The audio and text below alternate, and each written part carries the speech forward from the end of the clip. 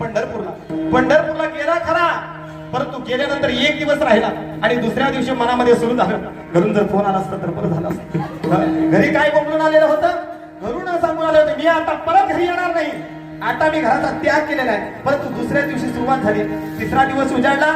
आई म्हणते, बाळा अरे बाबा गेलेले पंढरपूरला, जरा जाऊन तू एक काम कर, आपलेच दात आपलेच ओठ, बाबा जरी रागाने काही म्हटले असतील तर जा त्यांना घेऊन ये. हो, त्याने विचार केला, चौथ्या दिवशी निघाला. पंढरपूरमध्ये त्याला माहितीये बाबा तिथेच गेले असतील, दुसरे कुठे जाणार. गेल्यानंतर पाहिलं तर बाबा धर्मशाळेमध्ये बसले. जसे बाबांना पाहिलं, बाबांच्या मनात वेगळं होतं, कधी मला सांगतोय चला घरी, परंतु आता मी म्हणणार कसं. मग जवळ आल्यानंतर बाबांना सांगितलं, बाबा अहो आपले दात आपले चोट, कशाला रागावता आमच्यावर, चला घरी. आता बाबा तेवढ्याच पुरता तयार होते. बरं हे वैराग्य किती टिकलं बरं, फक्त 4 दिवसाचं वैराग्य. हो, वैराग्य या नाम नाही, वैराग्य या नाम आहे. आमच्याकडे पुष्कळ आहे.